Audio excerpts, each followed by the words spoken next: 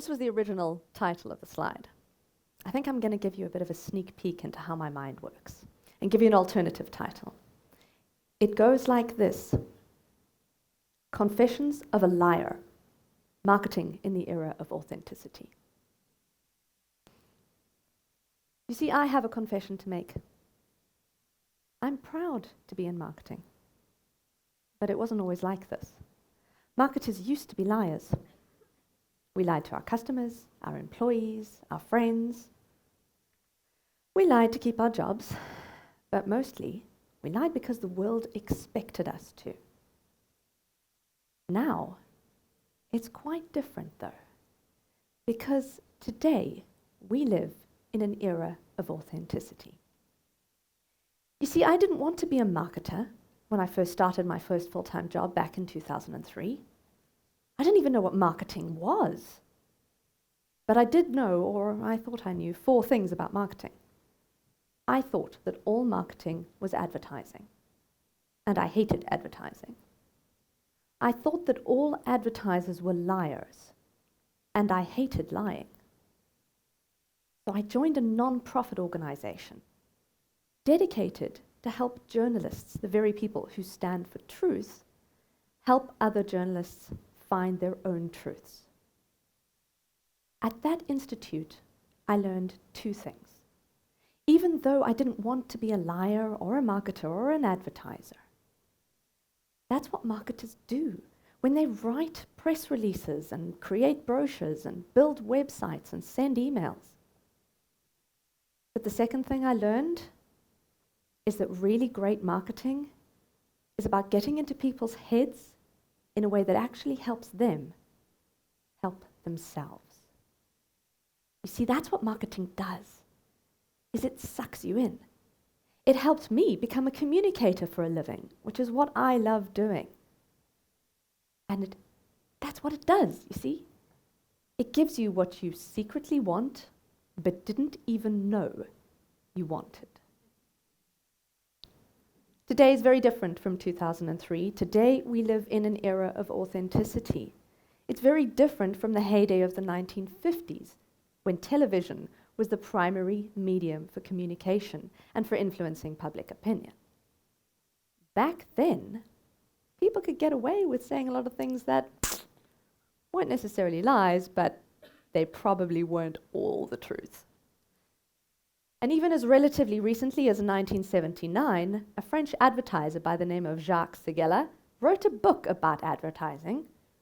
He called it, "Don't Tell My Mother I Work in Advertising. She thinks I play piano in a brothel." But advertising isn't all about lying. Sometimes it's actually about connecting with people. And today, marketers can't afford to be liars. Not only is it not, good manners, but it's also no longer profitable, and it's quite frankly too easy to be found out.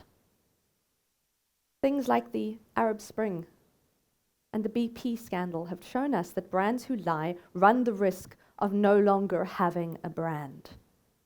Today, our marketers are doing their very best to try and reach people because they know that the people on the receiving end can look advertisers and marketers firmly in the eye and say to you, "You're lying."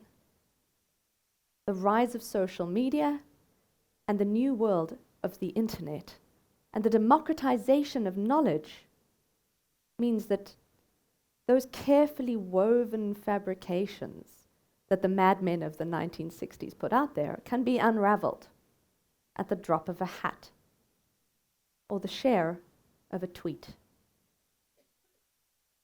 So who's in control now? Well, the question is it advertisers or is it the people who consume the advertising? Well, here's the first fact that I'll give to you today. In the first 6 months of 2015, nearly £4 billion was spent on advertising. That's just digital advertising, and that's just 6 months, and that's up 13.4% year on year. So advertising's not going anywhere. But people's willingness to listen to advertising has changed over the years. And in fact, according to a recent YouGov survey, British advertisers are in a bit of a sticky situation because now 22% of British adults are using ad blockers. They're actually paying not to receive advertising. The irony. But the interesting thing about that is that the people who are providing advertising, or at least enable advertising to be delivered, are taking steps to prevent it. In January, the mobile network provider 3 became the first provider to say, we're stopping advertising, thanks very much. And Apple and Samsung are following suit with their hardware. They're allowing people to stop advertising. It's been called Adpocalypse now. And it spells doom for advertisers. And marketers agree. In fact, according to HubSpot, an agency that's actually a software solution for marketers, even marketers rank paid advertising as the #1 most overrated marketing tactic. You see, the advertising industry has a problem. But it's not necessarily a problem that marketers share, and this is why. Let me explain the difference very briefly between marketing and advertising. Marketing is the art and science of connecting brands with consumers. Advertising is a tool that marketers can choose to use or not use, and that tug of war between advertisers and marketers. Now, the interesting thing about that tug of war is that actually marketers really do have a problem. Here's the problem. Our world is noisy. There is enormous competition for attention, and there is more data available online than it is physically possible to consume. Let me put this into perspective. Eric Qualman, a guy who's known as the father of socialnomics, which means social economics and the cool facts around that, put this stat together in his presentation in 2012. He said that if Wikipedia were made into a book, it would be 2.25 million pages long and take more than 123 years to read. That's just Wikipedia. And that's 4 years ago. Now Wikipedia is 7.5 times as long. So how do marketers stop being what people aren't interested in? Well, they've got to do 3 things, you see. They have to stop lying, we know this for a fact, but they also have to stop shouting. In fact, marketers now need to become listeners. They know that they can't afford to compete with the noise, so the only way they can survive is by becoming noise that people want to listen to. And it works. Inbound marketing earns the attention of customers, it makes your company easy to be found, and it draws customers to your website because you're producing interesting content. The thing about that is that no one wants to listen to things that they don't want to hear. It works because according to HubSpot, the same agency who defined inbound marketing in the first place, 54% more leads are generated by inbound marketing than by traditional paid advertising. So it's doing something right. It's doing something right because marketers are able to connect with people in a way that they never were before. They're able to do what David Beebe said. They're stopping interrupting what people are interested in, and they're instead becoming what people are interested in. How? They're building emotional connections with people. It's the same today as it was in 1936 when Dale Carnegie wrote that influential book, How to Win Friends and Influence People. In it he said, "There is only one way under heaven and earth to make anyone do anything, and that is to make them want to do it." And that's what great marketers do. They give you what you secretly want, but didn't even know you wanted by understanding what you want. I'll give you an example. It's probably familiar, so bear with me if you've heard it before. But I'm going to do a quick straw poll. Anyone in the room who owns or has owned an Apple device, please raise your hands. The good-looking audience. It's a lot of hands. Why? Because Apple is able to connect with their consumers in a way that doesn't just make them owners of products, it makes them advocates and fans. There's a great book called Start With Why by an author by the name of Simon Sinek. And he describes great brands who connect with their audience authentically as doing something different. He says that they go from the inside out because they start with why. And that's fairly simple when you think about it, because actually no one buys what you do. They buy why you do it. And here's an example he uses in his own TED Talk. He says, if Apple marketed like everyone else does, their messages might sound something like this.